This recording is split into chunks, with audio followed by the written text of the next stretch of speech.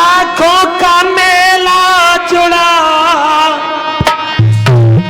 अरे मेला जुड़ा, हंस जब जब उड़ा तब अकेला उड़ा, हंस जब जब उड़ा, हंस जब जब उड़ा तो जब जब तो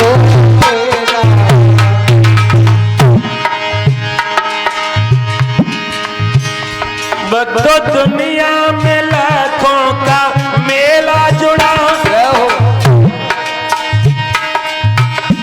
अरे मेला जुड़ा,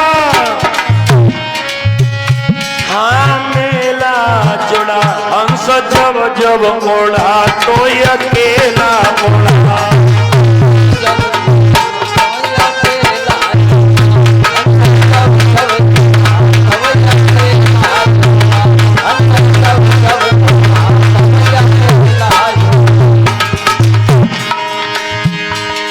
आसमान में उड़ने वाले इसी घाट पर आए, विश्व विजय करवाने वाले इसी घाट पर आए, हाथी घोड़ा चढ़ने वाले इसी घाट पर आए, दाना बीन चबाने वाले इसी घाट पर आए,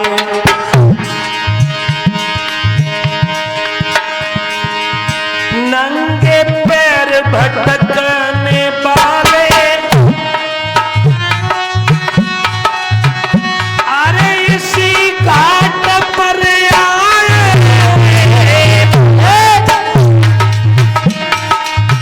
इसी घाट पर आए, बिना कफन मर जाने वाले इसी घाट पर आए,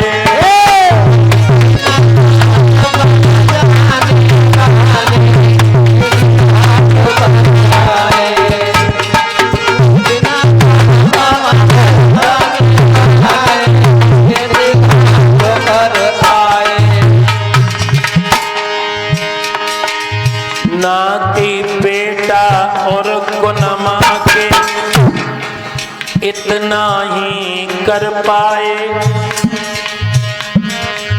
नाड़ी छूट गई तो केवल मरघट लो ले आए, नाती बेटा और गुनमा के इतना ही कर पाए, नाड़ी छूट गई तो केवल मरघट लो ले आए,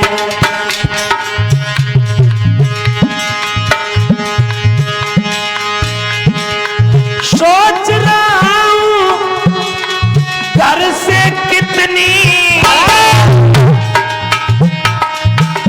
अरे है मरघट की दूरी, जिसको तय करने में हमने उम्र लगाए नहीं पूरी,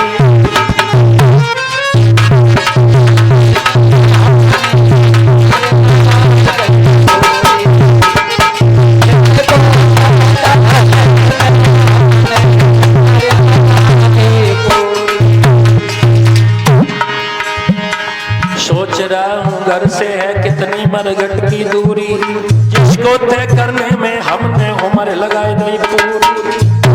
श्रोताओं, दुनिया में चाहे नेपाल चले जाना, चाहे ईरान चले जाना, अमेरिका कहीं, लेकिन असली यात्रा तो वही है जिस दिन तुम्हारी डोली अर्थी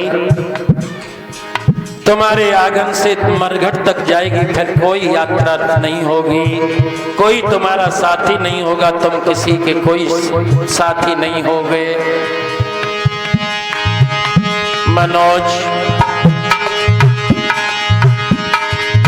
कौड़ी कौड़ी माया जोड़ी बन गो लाख करोड़। अच्छा,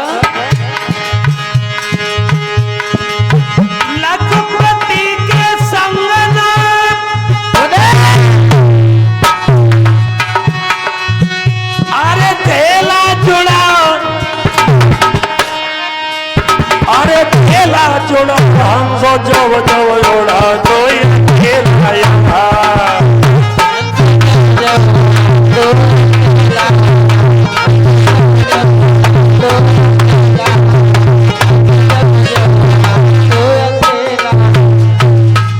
हंस जब जब उड़ा तो अकेला उड़ा, एक डाल दो पक्षी बैठे एक गुरु एक चेला, अपनी करनी गुरु उतरे अपनी उतरे चेला, खाऊ दिन उड़ जाए हंस। हमने बिटिया तुमसे कुछ मंगाया था, कहाँ है? फिर कहा हमने कहा पूरी कनातों से या पर्दा से ये बंद कर दे, ये तो बहुत लू चलती है। हुआ ये मेरे भागवत प्रेमियों, दुर्लभ जिस लोक में गया है वह दुर्लभ लोक से नाम जाना जाता है। सदा के लिए दुर्लभ स्वर्ग लोक में अपना लोक बसा गए हैं। बोली आनंद कंद भगवान की। कल हमने परिचय जी कथा कहाँ छोड़ी थी बताइए हमें।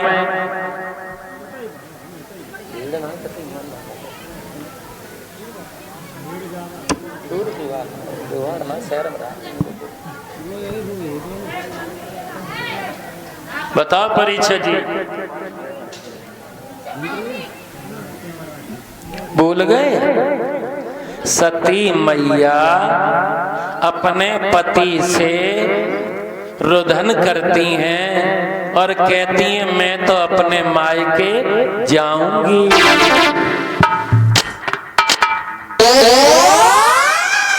और सुनो, बहुत बढ़िया बात बताएं, पत्नी अगर किसी चीज के लिए रूठती है, साड़ी के लिए, झुमकन के लिए, लड्डू पेड़न के लिए, तो एक बार उसके मन की इच्छा मत करो। अगर पत्नी मायके के लिए रूठती है तो जरूर इच्छा पूरी करो। ज्यादा समय न हो तो दोपहरी में ले जाओ मोटरसाइकिल ड्र, और शाम के टाइम ले आओ और फिर देखो कैसे भुसुडारे संग। और तुमने अगर मायके की इच्छा मार दई तो समझ लो तुम रिंकू पापा ना लगा तो तुम दुश्मन लगत फिर। इसलिए सारी इच्छा एक तरफ, मायके की इच्छा एक तरफ। अब सती जाने को तैयार। भगवान शंकर कहते हैं सती मानेगी नहीं। तेरे पिता ने हमें निमंत्रण ही नहीं दिया, नौदा दो वो जो हम चला जाता। नौदा तो दो वो। रानी एक बात बताएं, ससुर से हमारी लड़ाई है, इसलिए देवतन को निमंत्रण दिया। सभी देवता देवियों के साथ तुम्हारे मायके में जा रहे हैं, लेकिन हमारे पीछे रानी तुम्हें भी निमंत्रण नहीं दिया है। ऐसा करो तुम मन मार के घर में ही बैठी रहो, मत जाइए, मत जाइए। मुझे छोड़ के चली जाएगी? मैं तो नहीं जाऊंगा। मैं उनमें का दमाद थोड़ी हूँ जो ससुर जूता मारत रहे और दमाद लुक्का बनो पिटत रहे। मैं नहीं जाने का। तो लड़ाई होती है सती, इधर आ। ससुर दामाद की लड़ाई नहीं होती है। कहना क्या चाहती है? क्या कहना चाहती है? तुम्हें एक दफा केला उपदेश दे रहे। कौन सा उपदेश? गुरु के यहाँ, हाँ, मित्र के यहाँ, हाँ, हमारी कथा में मंदिर में बिरा बिरा जलाए जाओ, कोई बुलाए हाथ तुम बंद कर रहे हो।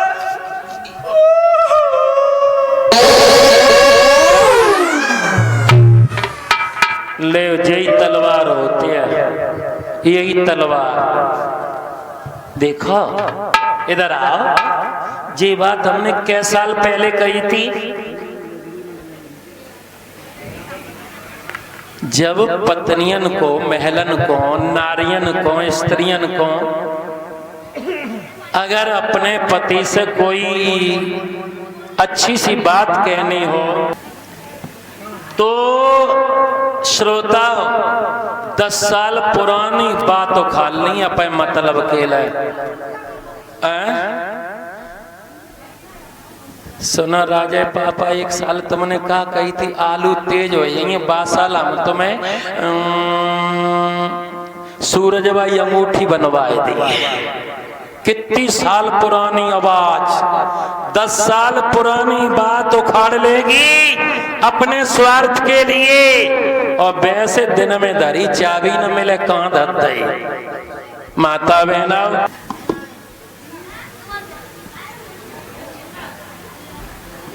तू आज मेरी बात नहीं मान रही है। आज मायके के लिए खाओ खसम को बजाओ भैयन को सो कर रही हो तुम।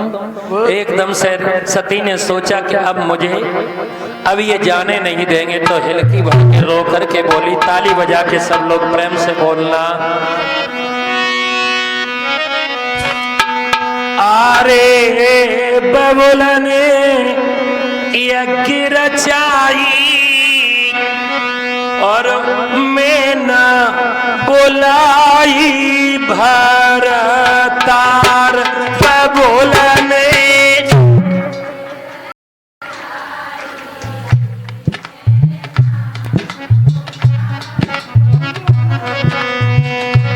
बहुत सुंदर, बजाओ गाओ, ताली बजाओ प्रेम से।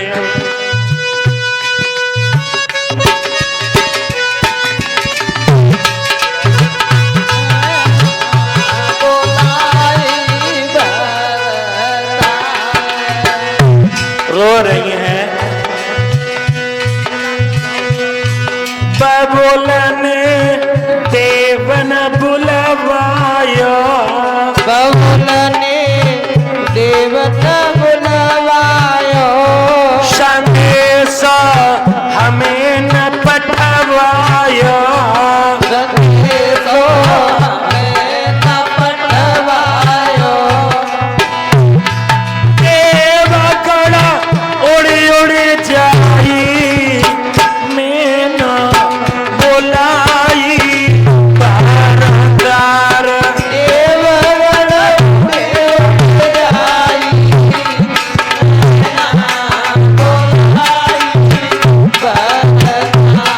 बबुलने यज्ञ रचाई मैं न बुलाई भरतार।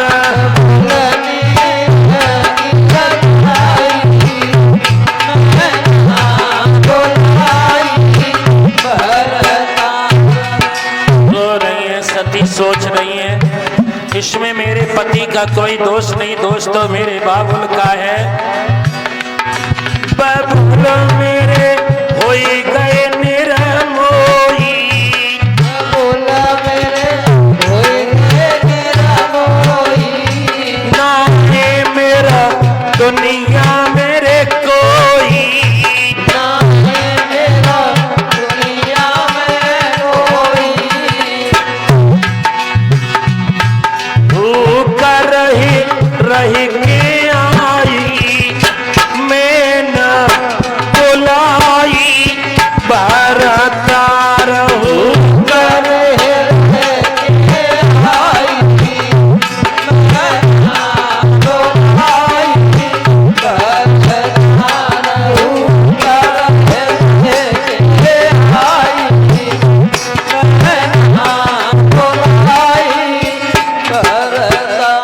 कर जो भोलेनाथ ने सती को रोते हुए देखा तो भगवान समझ गए, अगर ये रोए रोए के यहाँ मर गई, कैलाश पे ससुर से वैसे लड़ाई है, निरु मुकदमा लग जाएगा।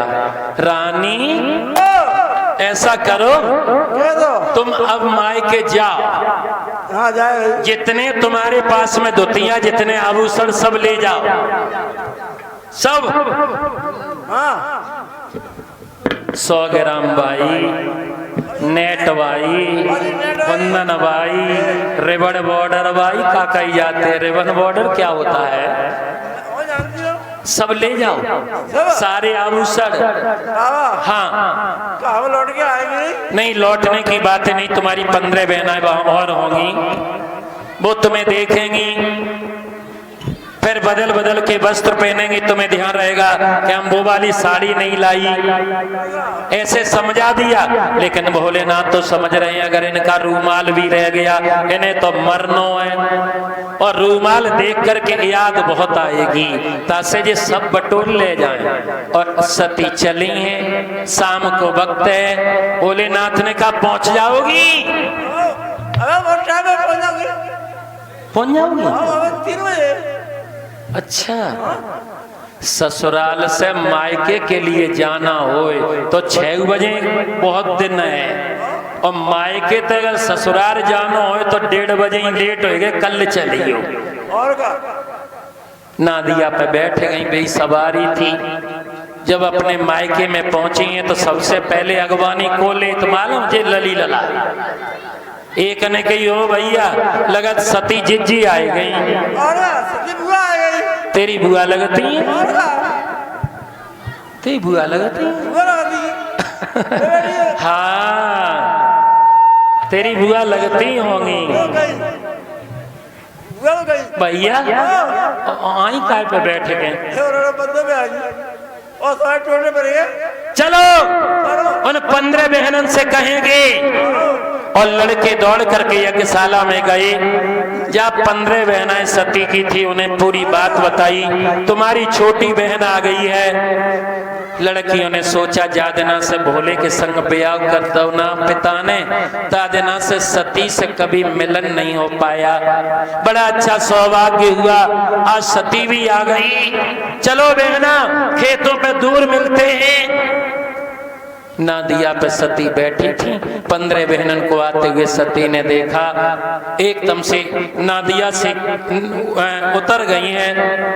लड़कियों ने ऐसे भुजा फैलाई, सती ने, लड़कियों ने जैसे ही देखा सती चिल्लाने लगी, आओ बहन आओ, वर्षों के बाद मिलन हुआ है, हम तो मिलते हैं। एक लड़की बोली, अरे सती जब बता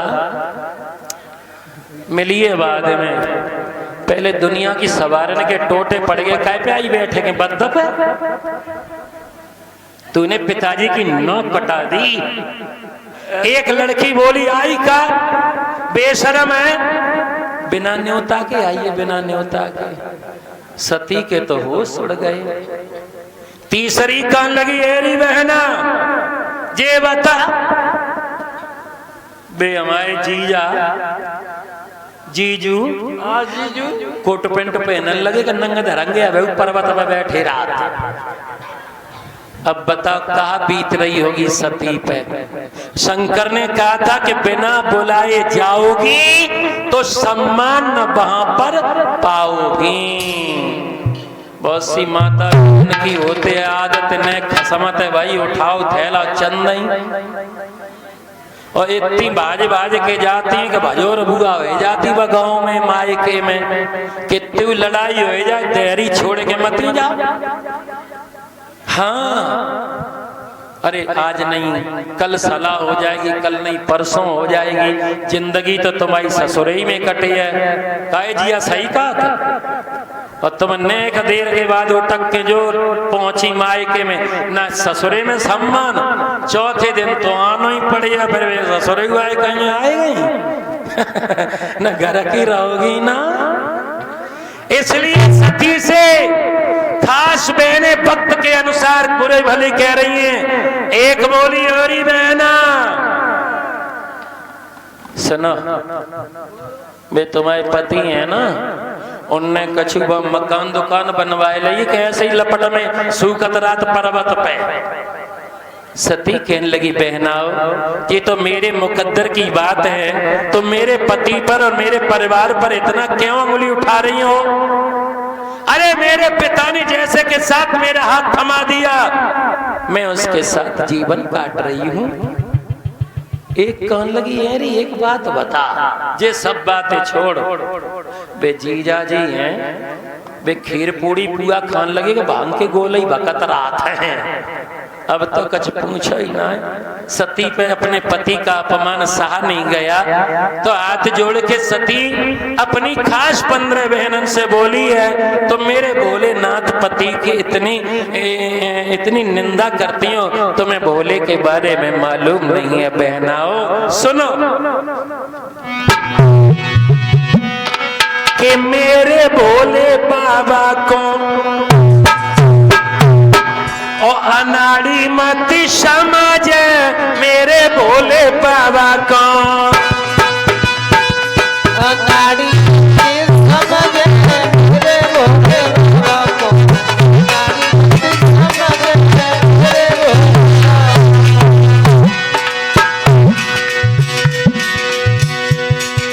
लंका रावण को दान में दे दी। ये 3 लोक मेरे शिव ने वसाए। तुम ये सोच रही होगी कि मेरा पति भिखारी है, नहीं। भोला के कंधे पे झोली विराजे, भोला के कंधे पे झोली विराजे, भोला के कंधा पे झोली विराजे। बाझोली को देखे बेकारी मत समझ, मेरे भोले बाबा को अनाड़ी मत समझ, मेरे भोले बाबा, अनाड़ी मत समझ, मेरे भोला के हाथ में डमरू विराजे, भोला के हाथ में डमरू विराजे। डमरू को देखी मदारी मत समझ, मेरे भोले बाबा को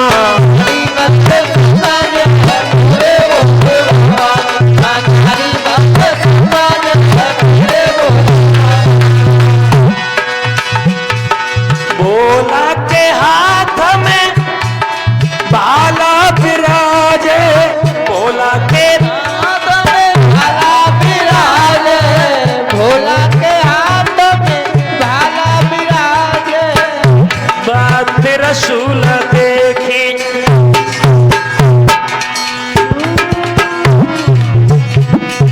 भाला तो देख शिकारी मत समझ, मेरे भोले बाबा को अनाड़ी समझ, मेरे भोले बाबा, अनाड़ी मत समझ, मेरे भोले बाबा।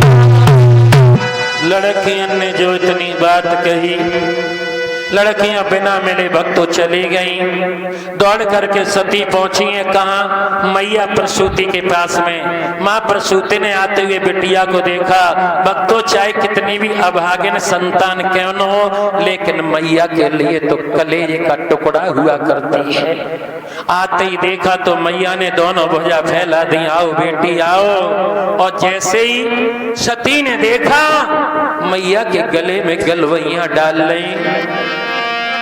किस्सा दर भलाई मिली थी एक माता,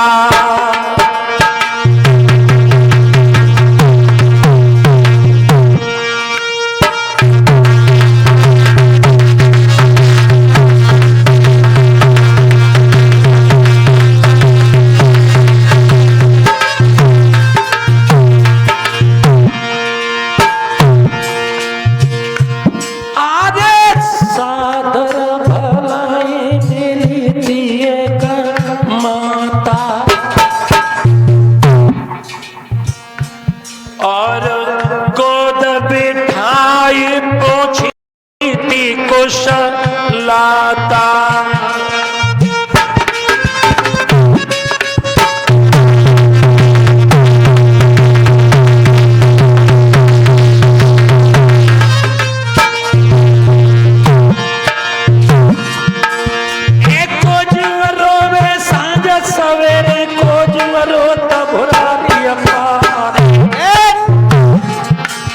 और को रोवत है बखत परे पे, कोज रोत तीज त्योहारे।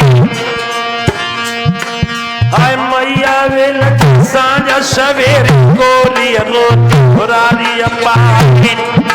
अब जैसे ही सती के बारे में पिता को पता चला तो दौड़ करके आ गए दक्ष। और दक्ष ने कहा, क्योंरी तुझे किसने बुलाया? क्या मैं आपकी पुत्री नहीं हूँ? पुत्री थी। क्या मैं आज लगती हूँ? जब तक तुझे मैंने तेरे हाथ पीले नहीं किए तब तक तू मेरी बेटी थी। अब तू मेरी बेटी नहीं। बेटी हूँ। अरे इतना समय नहीं, मेरे यज्ञ चल रहा है। बात कर ली होगी। नहीं। कर ली होगी। और दक्ष यज्ञशाला की ओर भाग गया और लड़की पीछे पीछे चिल्लाती हुई गई है। वहां स्वाहा स्वाहा की आहुतियां लग रही हैं। लड़की ने देखा कि मेरे पति के नाम की आहुति कोई नहीं लगा रहा। स्वाहा स्वाहा की जय जयकार हो रही। ओम प्रजापते स्वाहा, ओम इंद्राय स्वाहा, ओम ब्रह्माय स्वाहा। अरे भैया, ओम ऋग्याय स्वाहा। एक बार ओम नमः शिवाय कह के आहुति दे दो। स्वाहा। एक बार मेरे पति के नाम। स्वाहा। ओम चिमटाय स्वाहा, चिमटाय स्वाहा। ओम मंगलाय स्वाहा, मेरी ओर ध्यान दो। वेदाच्यय स्वाहा। एक बार मेरे पति के नाम ओम की। जय स्वाहा। एक बार दे दो। ओम विजय स्वाहा। बंद करो ये श्वास।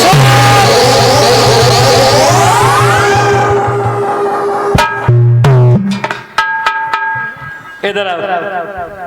ये तुम्हारी स्वा मेरे कलेजे को फाड़े दे रही है। आगे सती ने देखा एक खम्भे पे लिखा है, इस यज्ञ में अगर शंकर को आहुति दी जाएगी देने वाले को सजाए मौत मिलेगी। और इतना अपमान अपने पति का दुखिया सह नहीं पाई। दक्षिण की दिशा में बैठ करके उत्तर की ओर उसने मुख किया और इसने जठराग्नि को प्रकट करके अपने देह का अंत कर किया है।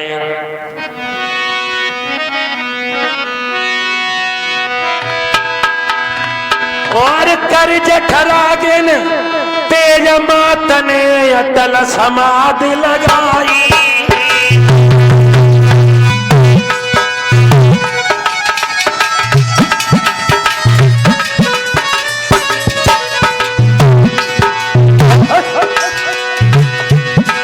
और जर जर करके जर गई रेखा सुनियो मेरे भाई।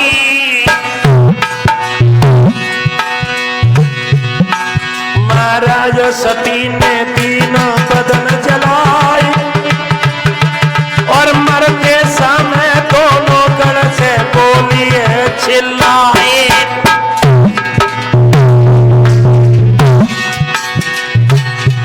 जठराग्नि को तेज करते मरते हुए पवन देव से वो बोली है, हे पवन देव,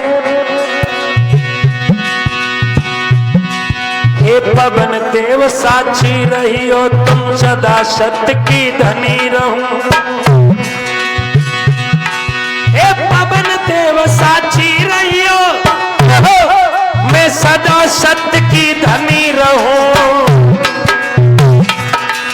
और जब जब जहां जहां जन्म भोला की दुल्हनिया बनी रहो।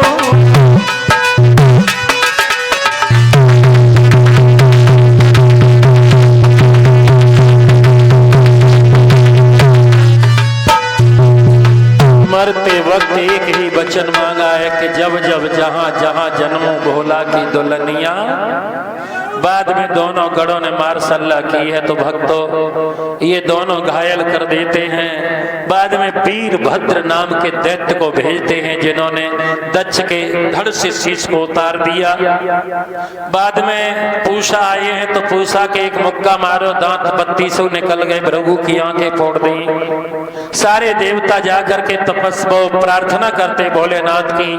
दोबारा से भोलेनाथ का आगमन हुआ, यज्ञ कराया गया, बकरे का शीश शीश दक्ष के धड़ पर रखा गया है, उन्हें जिंदा किया गया, उनके अभिमान को दूर किया है। पूषा को मलिरा प्रसाद का अधिकार दिया, भृगु से कहा तुम बिना आंखों के ही जौहर करोगे। ये लड़की हेमांचल और मैना के यहाँ जन्म ले लेती हैं।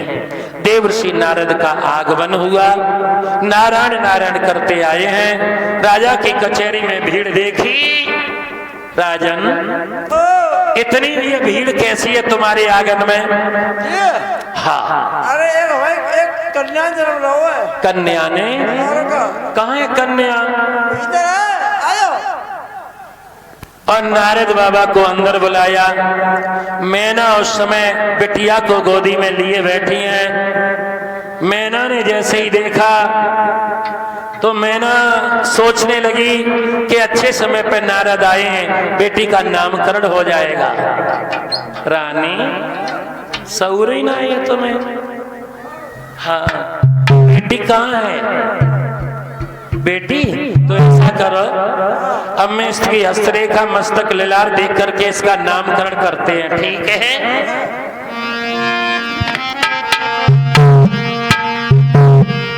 कि नारद बोले, अरे गिरिराज सुनो, और ये कन्या नहीं भवानी है।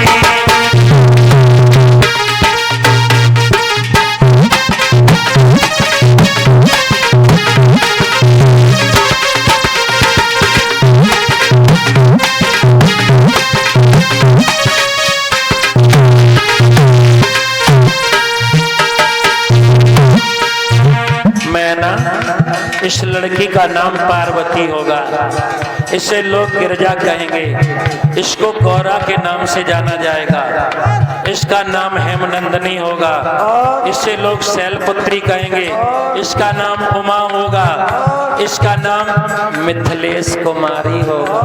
और पैसे ले रहे एक गिरा जब दच का देता है, जब वो ब्याह हुई है ना, एक फक्कड़ के साथ होगा। हाँ,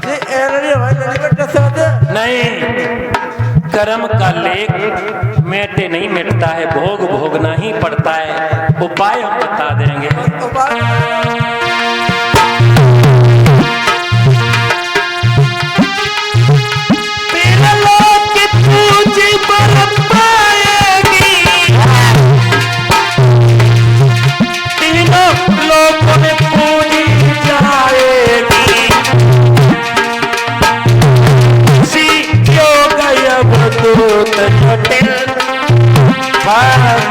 को ब्याही जाएगी।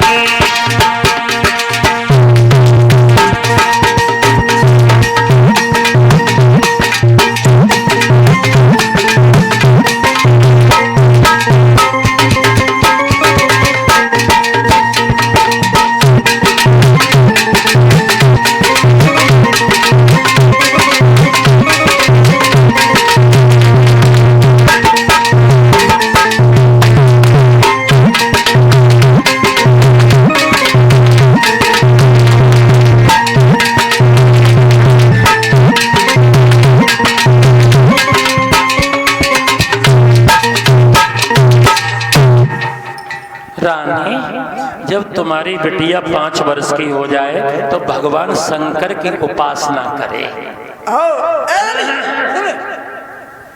और सुनो, शंकर में जो अवगुण हैं तुम्हारी बिटिया के लिए गुण बन जाएंगे। पार्वती 5 वर्ष की वहीं कैलाश करके पहुंची उधर दूसरे पर्वत पे। ओम नमः शिवाय, ओम नमः शिवाय। देवर्षि नारद को चैन नहीं पड़ा, भोलेनाथ के पास में पहुंचे और कहा पार्वती तुम्हारे नाम की माला जप रही है। शंकर ने कहा मैं ऐसे कैसे मानूं, 7 ऋषियों को भेजा है और 7